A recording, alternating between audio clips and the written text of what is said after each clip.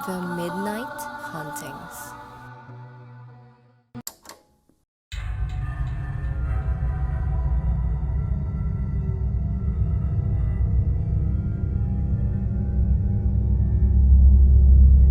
Magandang araw mga ka-midnight. Ako si Rex. Ang kwentong ito ay pinadala ng isa nating tagapakinig at ito ay tungkol sa isang babae na tila sinusundan ng isang tikbalang sa kanilang probinsya. Kung saan nanliligaw daw ito sa kanya upang pakasalan at dalhin sa misteryosong tirahan nito. Ako si Sheena. At nangyari ang aking kwento ilang taon na ang nakalipas. Nagsimula ang lahat nang ako ay umuwi sa probinsya ng aking lola nung ako ay nagdadalaga na. Saktong bakasyon din kasi nun at gusto kong magbakasyon sa kanila. Tahimik ang aking pananatili sa kanila at kinailangan ng aking mga magulang na maunang umuwi sa Maynila kaya naiwan pa ako ng isa pang buwan. Habang nandun, ay ako ay nasa pangangalaga ni Lola Isay kung saan binalaan niya ako sa mga kababalaghan sa kanila. Kuminento niya sa akin ang mga nawawalang mga dalaga sa kanila kada taon. Bigla-bigla daw na nawawala ang mga babae matapos makakita ng isang engkantong sumusunod sa kanila. Nang aking tanungin kung anong klaseng engkanto ito, ay sinabi ni Lola Isay na isa itong tikbalang. Ang engkantong kalahating kabayo at kalahating tao na kilala bilang isang agresibong nilalang ay nandarakip ng mga babae upang pakasalan ang mga ito. Kadalasan daw ay dinadala nila ang mga asawa nila sa mundo ng mga engkanto at hindi na sila nakakabalik pa. Nangilabot ang aking buong katawan nang marinig ang sinabi ni Lola Isay. Lalo na nang malaman namin kinabukasan na may isang dalagita na naman daw ang biglang naglaho sa kanilang pamamahay isang gabi. Dahil doon ay pinagbawalan na akong lumabas tuwing magdidilim. Dahil ayon sa pamilya ng mga nawawalang babae, ay una daw nakakita ng tikbalang ang mga dalaga nung sila ay naabutan ng gabi sa labas. Ilang gabi bago sila tuluyang nawala. Sa takot ko ay nagpasya akong hindi na muna lumabas tuwing magdidilim na. Ilang araw ang lumipas ay nawala sa aking isip ang tungkol sa tikbalang at mga babaeng nawawala. Masyado akong naaliw sa aking paggagala sa probinsya at hindi ko na namalayan na madalas ay ginagabi na ako at inaabot na ng dilim sa labas.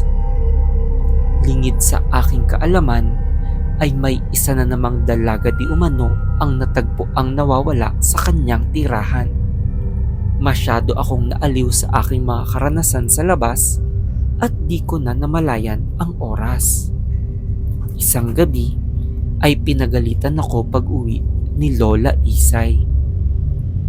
Pinaupo ako ni Lola Isay at binahagi niya sa akin ang isang madilim na lihim sa kanyang nakaraan.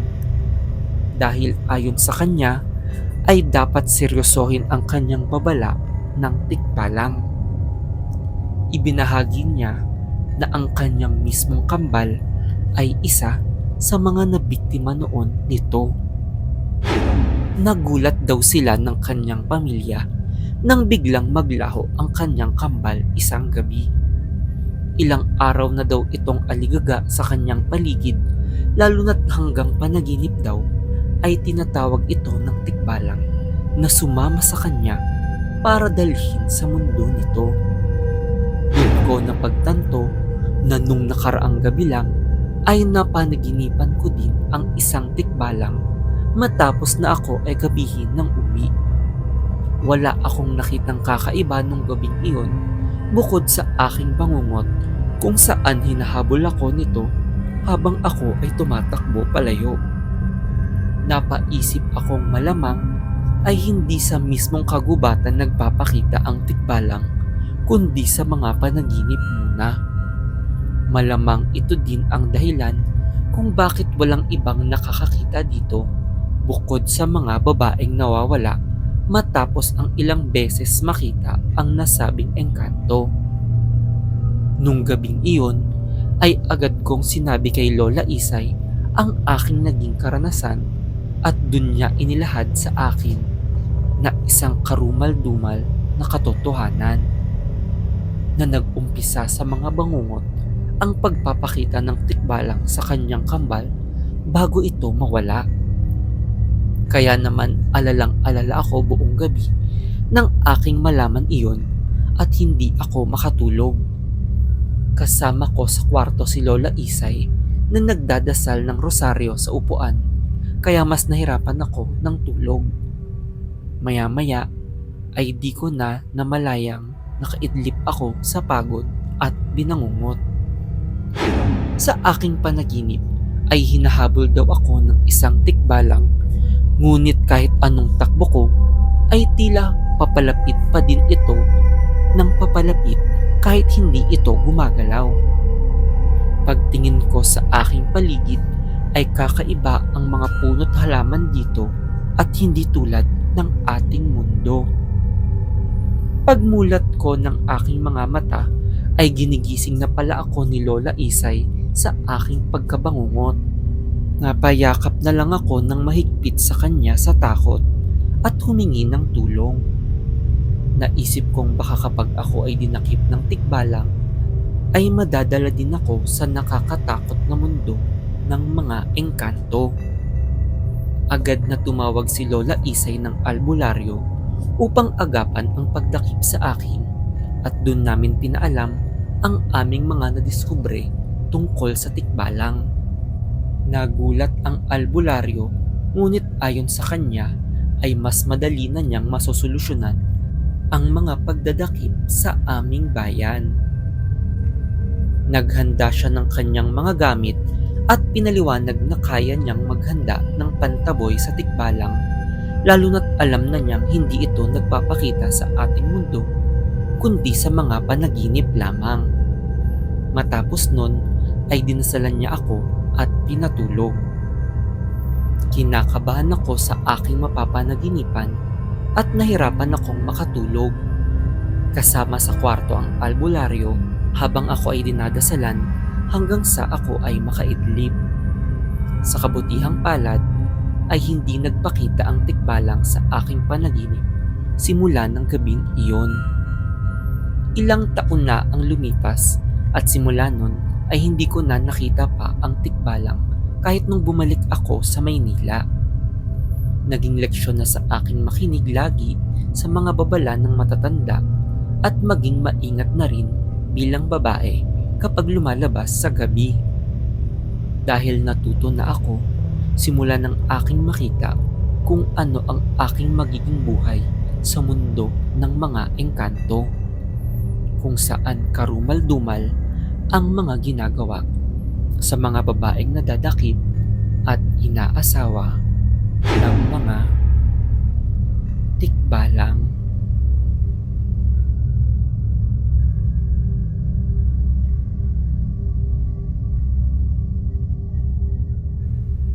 Magandang araw mga ka-midnight.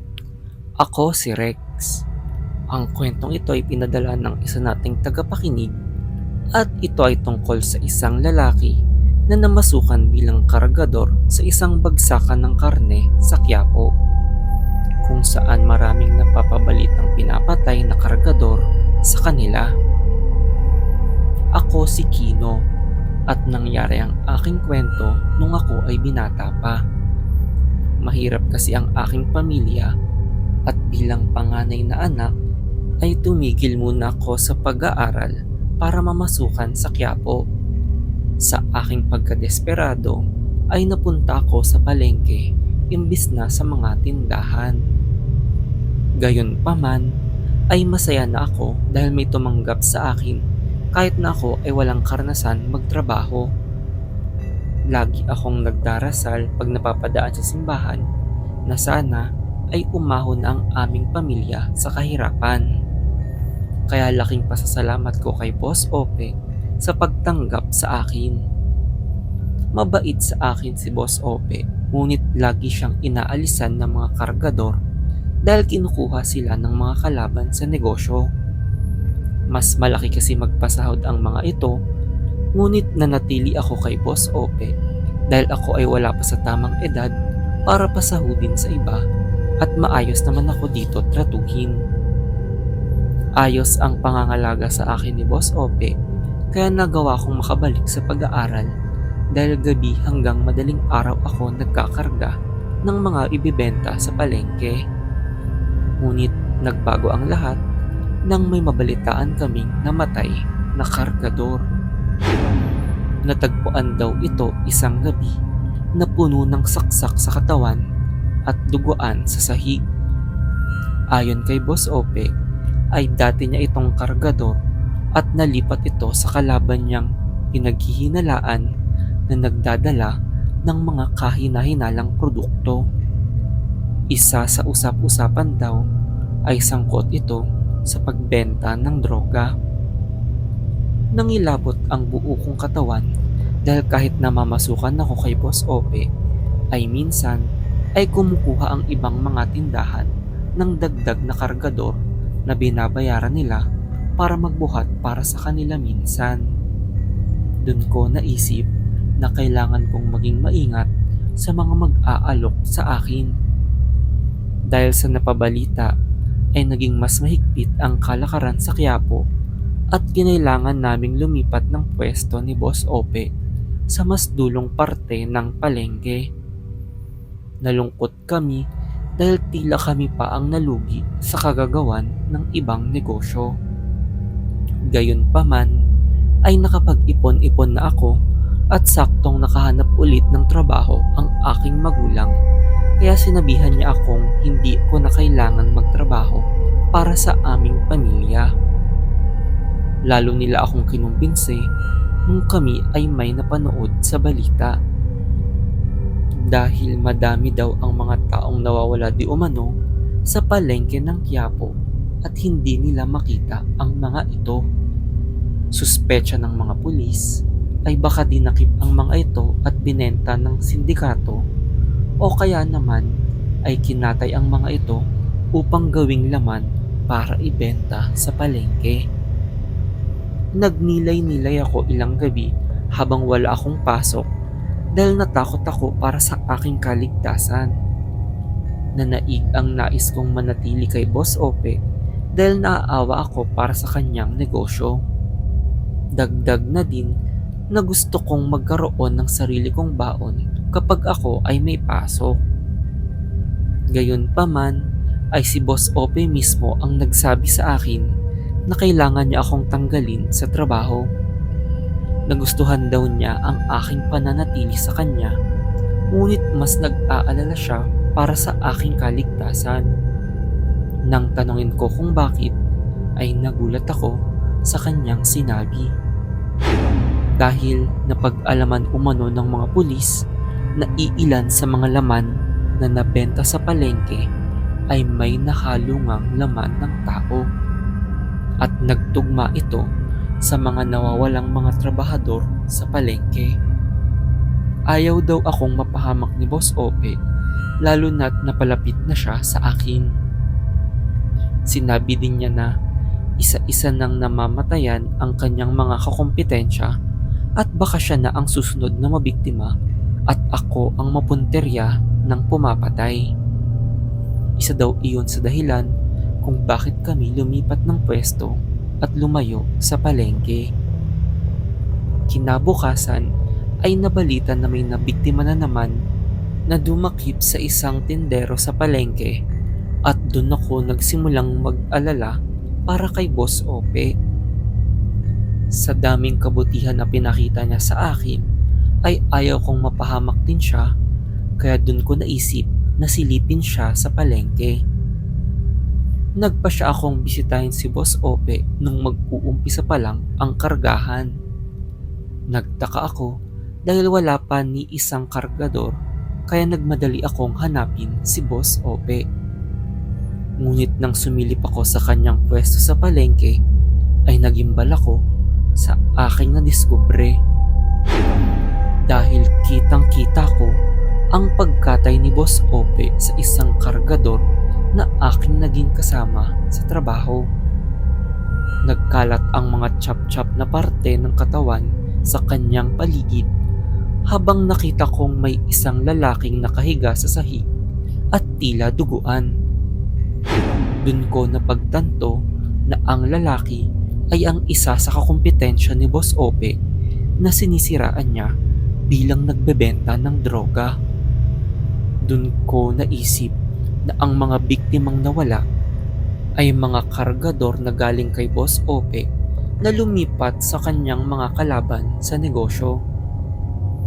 At si Boss Ope pala ang tunay na salarin at ang motibo niya sa pagpatay ay paghihiganti sa mga umalis sa kanya at inggit sa kanyang mga kompetensya. Dahan-dahan akong pumuslit papalapit sa lalaking nakahiga dahil napansin kong humihinga pa ito at buhay pa. Ngunit paglingon ko ay nasa likod ko na si Boss Ope at tinutukan niya ako ng kutsilyo sa leeg. Sinabi niyang sana ay hindi na ako bumalik pa dahil ngayon ay testigo na ako at sayang na kailangan niya akong patayin. Bago niya ako gilitan ng leeg ay saktong dumating ang mga pulis. Saktong may operasyon pala sila para hulihin si Boss Ope at matagal na nilang tinitiktikan ito bilang sospek. Sakto daw na inabutan nila ako at agad na dadampot si Boss Ope. Ilang taon na ang nakalipas at nakakulong pa din ito habang ako ay tumigil na sa pagkakargador. Ilang taon na ang lumipas at gumaan na ang aming buhay at iba na ang aking naging trabaho ngayon. Ngunit hinding-hindi ko malilimutan ang aking madilim na karanasan noon bilang isang kargador sa Quiapo.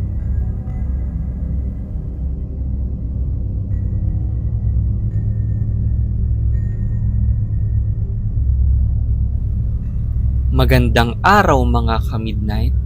Ako si Rex. Ang kwentong ito ay pinadala ng isa nating tagapakinig at ito ay tungkol sa isang babae na inampo ng isang matanda na mahilig magluto, kung saan pinagbabawalan siya sa kusina tuwing nagluluto ito ng paborito niyang mechado. Ako si Elise at nangyari ang aking kwento ilang taon na ang nakalipas. Nung bata pa kasi ako ay palaboy-laboy ako sa kalsada dahil adik ang aking mga magulang. Umabot sa punto na naligaw ako at hindi na nakabalik sa amin hanggang sa mapadpad sa isang lumang bahay. Medyo sira-sira ang bahay at akala ko'y walang nakatira dito kaya pumasok ako at natulog dahil basang-basa ako sa ulan. Kaya naman laking gulat ko nang maalimpungatan ako sa amoy ng nagluluto. Pagsilip ko ay nakita ko ang isang matandang kumakain at inalok ako nito. Nagpakilala ang matanda bilang Nanay Doring at sabi niya ay kung wala akong pamilya ay nais niya akong ampunin. Nag-alangan ako nung una ngunit narinig niyang kumulo ang aking tiyan kaya pinakain niya ako. Doon ako nagdesisyong magpakupkop kay Nanay Doring. Pinatulog niya ako ng mahimbing sa kwartong medyo sira-sira at ako ay busog na busog sa kanyang nilutong mechado. Ilang gabi ang lumipas at ako ay pinapayagan lumabas-labas ng bahay nang mabalitaan ko ang isang nakagigimbal na balita sa aming lugar. May mga chop-chop na katawan ng tao ang natagpuan sa basurahan sa aming bayan at ang pinaka-nakagigimbal pa dito ay katawan ng batang paslit ang pinatay. Kaya naman nangilabot ang buo kong katawan dahil sinong klaseng tao ang papatay sa isang bata. Nanginginig ako sa takot nang aking marinig iyon sa ilan kong kalaro at agad akong nagmadaling umuwi. Simula nun ay bihira na akong lumabas at naging mailap sa pakikipaglaro sa iba. Gayunpaman, hindi ako kwinestyon ni Nanay Doring at patuloy ang pag-aalaga niya sa akin. Sa mumunti at sirasirang bahay namin ay binihisan at pinakain ako ni Nanay Doring. Nagawa din niya akong papasukin sa eskwelahan kaya nakapag-aral na din ako. Gayunpaman ay ginagapang namin ang araw-araw dahil walang trabaho si Nanay Doring bukod sa pagbenta ng basahan. Ngunit ni kailanman ay hindi ako nagugutuman at lagi niya akong nilulutuan ng aking paboritong mechado. Minsan ay nagtataka nga ako dahil alam kong hindi sapat ang aming pera sa pamamalengke, ngunit nagagawan pa din ng paraan ni Nanay Doring. Isang beses, habang nasa paaralan ako, ay nagulat ako nang awayin ako ng iba kong kaklase. Inaasar nila akong mahirap lang at nakatira sa bahay ng mangkukulam. Matapos nun ay iyak ako ng iyak dahil tinulak nila ako hanggang sa madumihan ang nag-iisa kong uniforme. Kinalma lang ako ni Nanay Doring at sinabihan na huwag makinig sa kanila. Humingi siya ng tawad sa akin dahil naaaway ako dahil sa kahirapan namin. Sinabi kong lubos ang aking pasasalamat dahil sa pagkupkup niya sa akin at hindi ko kinahihiya ang maampon niya. Napangiti si Nanay Doring at pinangakuan niya akong lulutuan pa niya ako ng maraming mechado. Nagtanong ako kung pwede ko na bang panoorin kung paano niya ito niluluto, ngunit pinagbawalan niya pa rin ako. Siya na daw ang bahala sa paghahanda ng aming pagkain.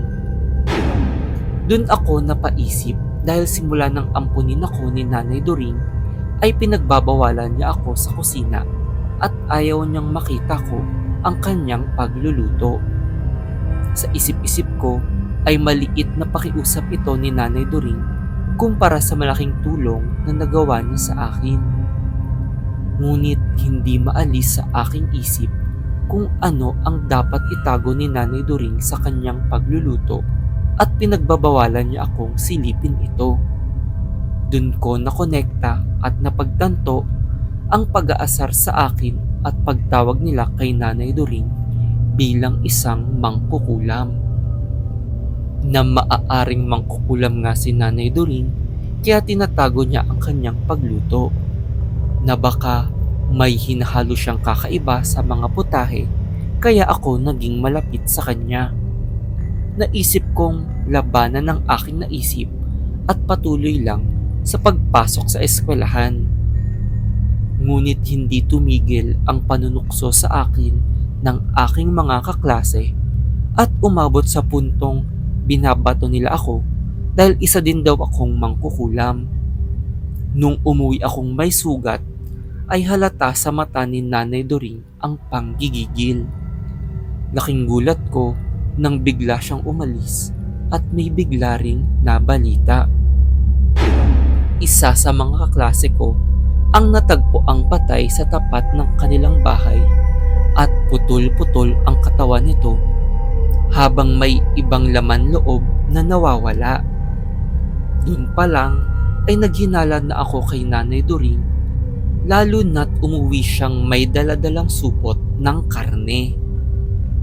Nang sumilip ako sa kusina ay doon ko nakita na mga laman at parte ng tao ang kanyang mga hinihiwa at ginagamit para ipangluto sa aming pagkain.